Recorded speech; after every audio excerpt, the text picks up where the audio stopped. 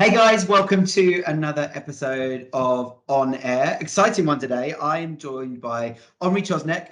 Omri is a regional sales director at Salesforce, sat in Salesforce Tower in London right now talking to us. Omri, hello, how are you? Hey Owen, good morning. Good morning. Great to be here. Thanks for having me on your show today.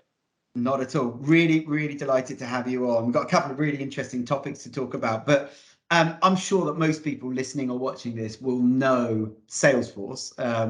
They might not know you. So I wonder if before we get kicked off and talking about the topics that we're going to talk about today, whether you'd be happy to just give us 2 minutes. Who are Omri? What are you doing in Salesforce right now? What's your role and what are you involved with? Yes, absolutely. So yeah, a bit about myself. So my role is I lead a team of 8 account executives, and we are in charge of our healthcare and life sciences business in the UK. So essentially, well, there are a few other leaders in Salesforce who do that aside from me, but my team looks after healthcare companies, private healthcare, not the NHS. Life sciences companies, so pharma, medical devices, diagnostics, everything has to do with companies trying to make people's lives healthier and better. In the end, falls down to my team. About myself, so I've been in Salesforce for about 7 years now. Originally, I'm from Tel Aviv, Israel. I've moved into the UK about 4.5 years ago. Since then, bought a house, had a baby in the UK, so you can say I'm pretty much settled by now. And yeah, I'm really enjoying my life in Salesforce. I started as an account executive myself, and then did the job, so I really know what it is to be a seller in this place, and now I have the leader lens in this place as well. So really trying to make sure everything I do in my current role, I have a view of what the market is like, what Salesforce really needs to do to grow in the UK in this specific healthcare and life sciences space. So you need a lot of industry expertise as well, but also have the lens of my team, or individuals who need to sell into those companies from different generations and backgrounds. So yeah, that's what I do. Brilliant. Thank you for giving us that summary. So we're going to be talking about a couple of things today. We're going to start by just taking a look at the Salesforce, strategy for demand gen. What are you guys doing? What are you focused on at the moment? We're no doubt going to touch on a couple of the things that are impacting on what you're focused on. The big changes, not just at Salesforce, but how Salesforce are dealing with those around things like the sort of cultural piece. So how you manage that multi-generational, multicultural workforce, where you've got people who want to be in the office, people who don't, people who want to work from, as you've said before we hit record, the beach in Florida, and others that want a culture in the office. And also as we head into possible recession, plus minus definitely a slower economy, how do you navigate delayed decisions in the sales process and buyer hesitation and all those sorts of things that come with, let's face it, a period of volatility and uncertainty that we're in. Let's start right at the top. Salesforce, demand gen. You've said this to me beforehand. I think people assume that you sit there and you take an order and you move on to the next license and so on and so forth. You guys have to work pretty hard, just like anybody else, on creating demand, putting stuff into the top of the funnel. What are you focused on, and what's working for you at the moment for that? Yeah, and it's a fair assessment. I think many people who are talking to me, especially in the SaaS industry, yeah, they imagine the Salesforce life to be very easy, where in fact it's actually one of the more difficult sales environments that I've worked in terms of the expectations and how hard it really is in the end to sell and to create demand. Yes, the fact that we're a market leader, that's a fact. A lot of people who are in the IT or just SaaS industry, tech industry, would probably know what Salesforce is. And if you call them out of the blue and say, I work for Salesforce, they'll well, you'll be surprised. A lot of people wouldn't know, but probably most people would. So yes, we have that going for us, but then that's pretty much where it ends. And obviously, as you know, it's first and foremost a very competitive market, right? So, I think one of the challenges for us in demand gen is that the fact we are a market leader. I think all of the low hanging fruits are already they've been sold to, right? So, for companies looking for something for their sales team to work on, they have Salesforce. They've been using it for years. Usually, they're very successful and happy. Yes, there's a little bit of growth there, but this is not where the next big deal is, right? I think where the challenge is Salesforce does so many more other things that we have offerings around pretty much any business application that any business would require. And also, if you look at specific industries, for example, so I work healthcare and life sciences. How much selling is done in this industry? Well, yes, there's some selling. If you look at medical companies and pharmaceutical companies, yes, sales is a big part of that. But we are looking to actually educate the market on everything that they don't know yet that we do. And a lot of times we will do an industry event. We'll bring people in to meet with us, and we'll replay some amazing things that we're doing. And customers will say, wow, we didn't know Salesforce did that. And I think this is a challenge. And I think this is where we are very similar to any startup that is trying to educate the market and show them that they're doing something amazing that could make any business lives better or easier, but nobody knows about that, right? So really, that awareness piece is a challenge for us. So you talked about things like events, and in fact, it sounds like education plays quite a key role in you guys generating demand, generating inquiries, or like you say, brand awareness beyond just knowing the name Salesforce. Correct. And I'm a big believer in marketing, right? So and a lot of people, when a salesperson says that, a lot of people are imagining, oh, he's a lazy salesperson. He doesn't want to do any dem gen. And find me an AE or any seller who will tell you, I love doing cold calling. I love calling somebody out of the blue with no and trying to convince them to buy something or to look at something. If they say they like it, they're lying, right? 100%. There might be, maybe an odd few that are, their brains work in a different way, but for the most part, nobody really likes doing that. And I think some of the best companies and some of the best demand generation out there is really, at least a starting point. The awareness point needs to start with good marketing, right?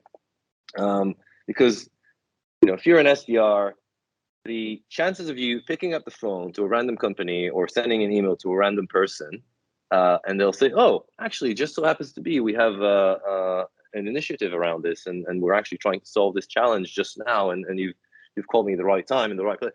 Yes, it could happen, but very low chances. Whereas if there's awareness, if people know that your brand has a solution to a certain problem, and you use social media, use marketing channels, and people start understanding, okay, this brand is synonymous with this solution. This is what they do for other companies. When somebody picks up the phone, this person on the other end is like, oh yes, I've heard about this brand already, and I know roughly what they're trying to speak to me about. Mm-hmm. So I think, a lot of CEOs and sales leaders out there, they think, okay, I'll just hire some really, really good salespeople and I'll see revenue go up just magically like that. But it doesn't really work that way. I think the value of a good salesperson is really framing that conversation and making that match between the company's requirements and then, maybe some of the, I would call it what the customer thinks a company does, and then tweaking it to actually, how we can tailor the solution to you. So selling a solution rather than, having a kind of productized, commoditized kind of conversation that, if you can do that, you might as well just run an online business and an e-commerce business or just buy stuff online, because then you really don't need salespeople, you just need marketing. And are there times where the Salesforce brand kind of works against you? Because I'm guessing that people people that potential clients for you that you're trying to talk to, they've already got, on the most part, some kind of assumption around Salesforce, which might be market leader, we should go and look at it, but might be got some people that have used it that find it hard to use because they've had an isolated bad experience, or maybe they don't use it properly. It could be all sorts of reasons, and that's what they've heard. It's stuck in their head. Oh, and it's expensive, etc., etc. So before you get in it, they've painted most of the picture already, and you're having to sort of backtrack all that and try and get it back to a blank canvas. Yeah, massively. It's a really, really good point. So I think I could put them in a few, brackets of examples of stuff we're hearing. I think the worst thing that you can hear, and it's one of the most, it's a tough objection to handle, is like, oh yes, we're using Salesforce, it's brilliant, everything is fine, right? And they're probably just using, one or two of our products, and they've pigeonholed us in this. Yes, we're using this, and this is it.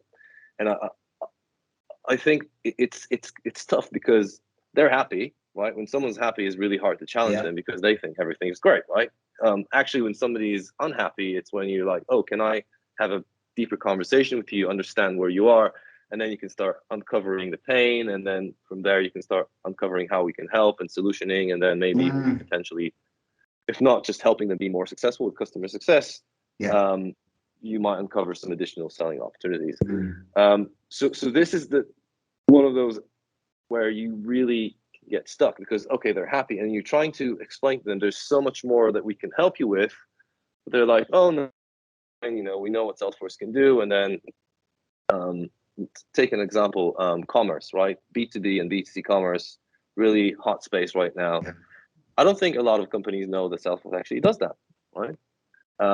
So when they're all happy about what they're doing, we can go there and we can try and run a conversation about what more can we do in the e-commerce space, and they'll be like, oh no, but for e-commerce, you got this company who does only e-commerce, and we're already talking to them, and sometimes we could be a much better solution, but then, like you said, there's already a preconception that this is where we play, this is our area, and then I think this is one of the challenges that how to create this conversation that is, no, we also play in this space, even though our name is Salesforce, but we also do marketing and e-commerce and integration and IT applications and all sorts.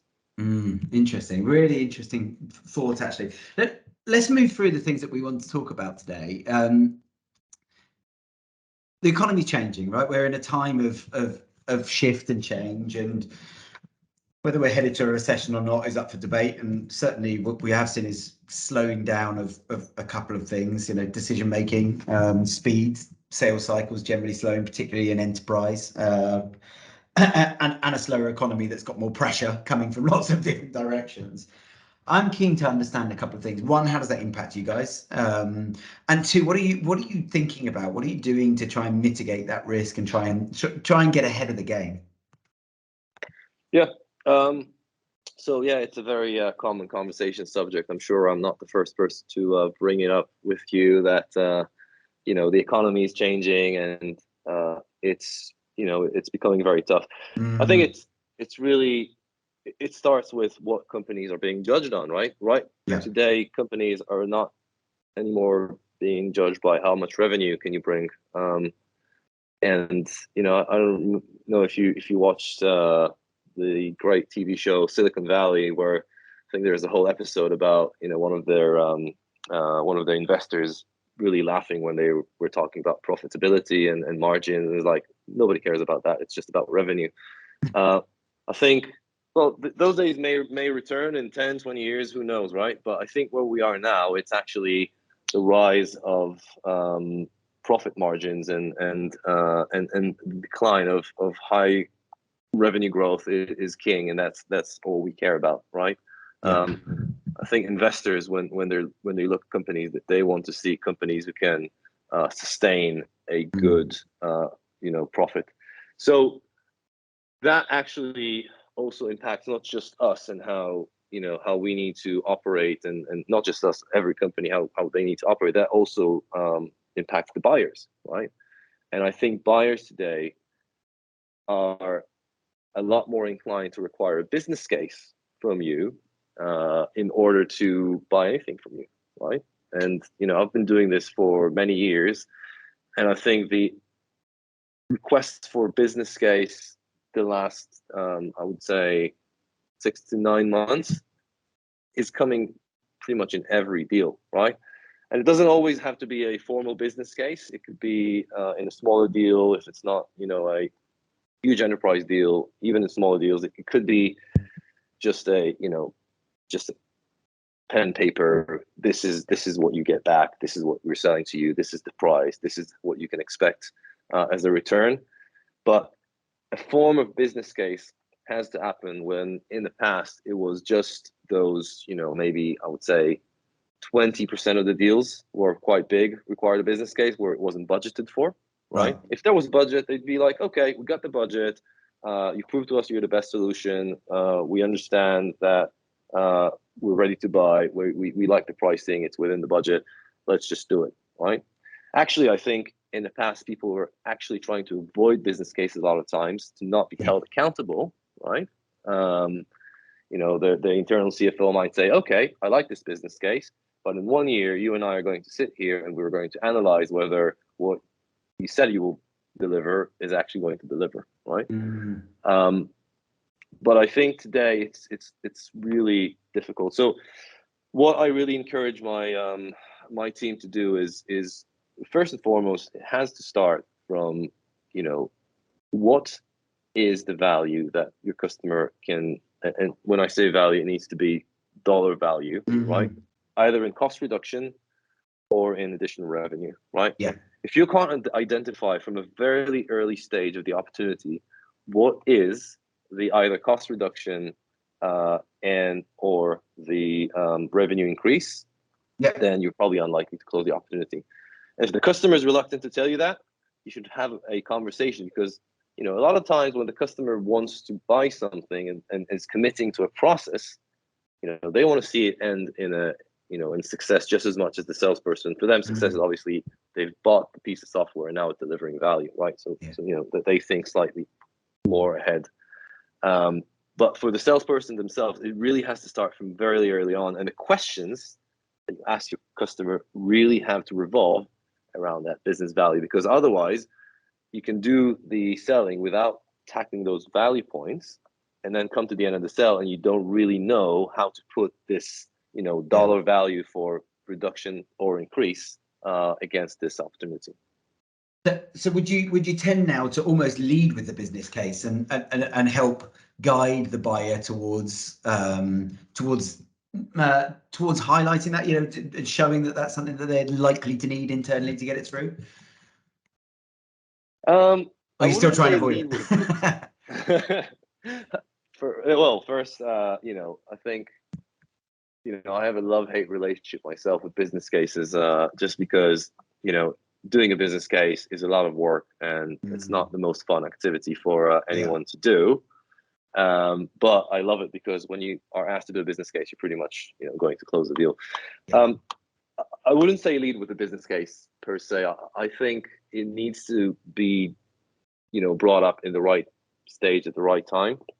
I think what we need to lead with is just very early on, when uncovering the actual opportunity, when uncovering what it is that we can do for that customer, right?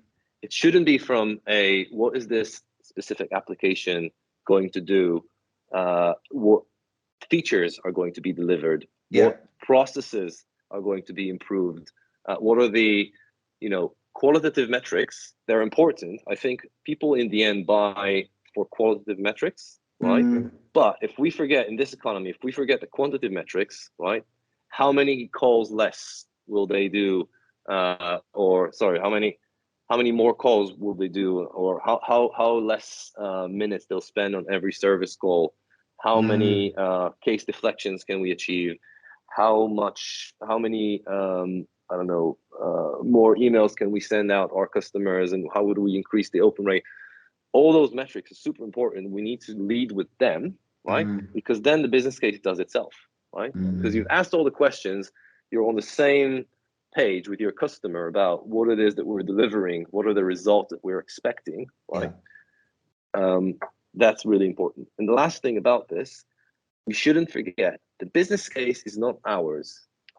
It's not the seller's business case. It's the customer's business case.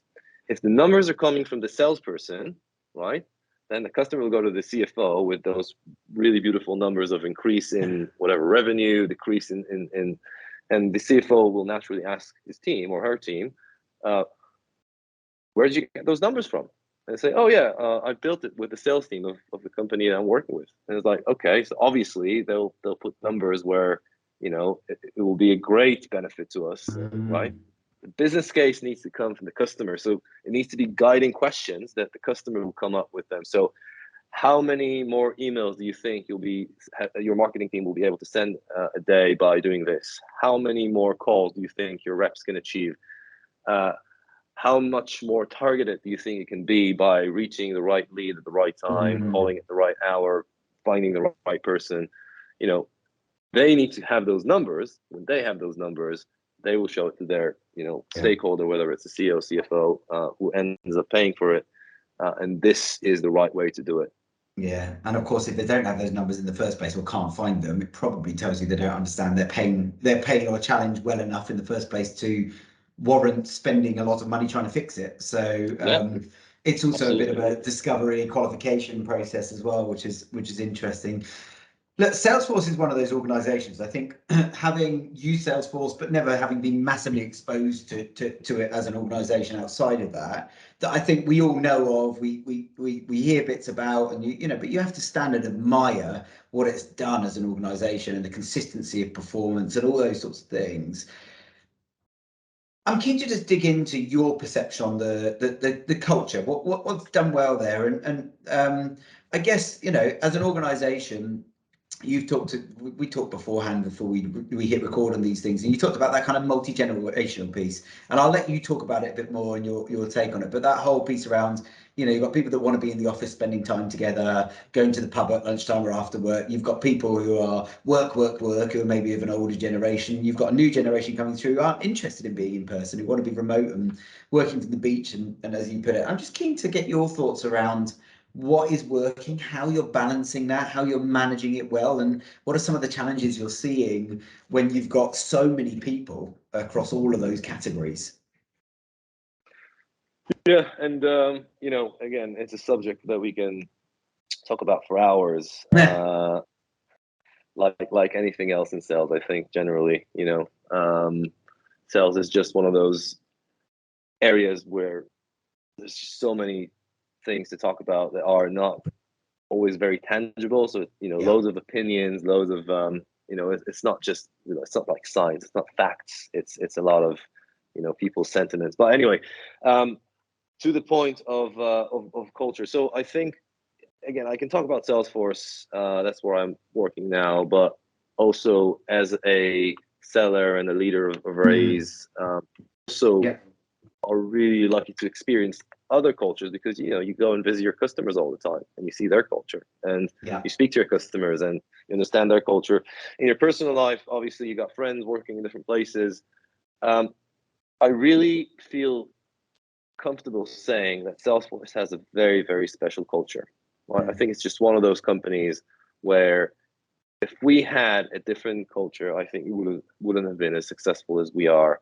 And we wouldn't get to where we got to in the 22 or so years. And yes, culture is just a massive, I think, propelling force in Salesforce that really keeps us moving forward. It helps us with hiring the right people. It really helps us with retaining talent. If you go on LinkedIn and look at some of the, you know, the amount of people who've been working in Salesforce for 5+ years, it's amazing, right? And you know, we know, you know, our generation, and you know, pretty much every generation past, you know, I'd say people who were born in the 70s, you know, they tend to switch working places every, you know, 2-3 years, right? You don't really see a lot of people working for 3-4 years in the same place. Whereas in here, I can tell you, in my team, we got 2 people who are under a year, but everybody else 3+ years in the company, and we got really good retention culture. So again, why I'm telling you this, it's really to explain how important culture is. But I think everybody, including ourselves, is currently trying to find this kind of like golden road of how to treat culture post-pandemic, right? And I think my story is like, when I started working in an office. My first job, my first sales job, was an office with fluorescent lights, cubicles, right? It's very like early 2000s, 90s culture. You had a coffee area that was really amazing because you had two types of coffee, and you had some biscuits, which was really amazing because some of my friends went to work in the bank after school, or went to work in a government company where maybe you had the builder's tea, and that was pretty much it, right? So that's the culture I was born to. And I remember Google coming out with this amazing workplace of the future, and was their campus in San Francisco. And I remember watching those videos. I was like, oh my God, they have ping pong tables, and they have pool tables and drinks. And oh, this office, it's better than my shabby flat in Tel Aviv, right? Because I live in a 3-bed with roommates, and it's pretty, I want to be in that office. And I think everybody were like that, right? And when I joined Salesforce, I think I was like, okay, I've brought myself to the point where I'm working in this type of company. So, I think today, post-pandemic, and I'm seeing people who are now in their 20s, right? The snacks, the pool tables, the Ohana floor that we have, which is an amazing floor where you can get coffee and sit down and chill and have meetings. This is, for them, is a bit of a, okay, that's a given, because I work for a big tech company, and this is what you get, right? I went to school, I'm well educated, I got this job that I really like, but snacks, pretty much anywhere, any tech job or fins job, or any good job that people who are top performers in the university, etc., this is what they expect, right? Yeah. However, flexibility for them is really what was the ping pong table and foosball and drinks in the office was for me when I was in my 20s. That was my dream. For them, the dream is, I want to work from Barcelona tomorrow, and then I want to work from Florida next week, and I just want to work from home. I want to, I just want to get my work done and really focus on my personal life. When I'm at work, yes, I'm really happy to have snacks and all that, those things that are culturally viable. I'm happy to spend time with my team. I just want to do it, maybe once or twice a week, right? And then you got people from previous generations who are actually looking at this whole thing and saying, I don't get it. I just want to do my job. And so, it's really interesting, because for us as leaders, it's a challenge, right? Because do you make people come to the office? You probably don't want to do that, right? It's not a thing.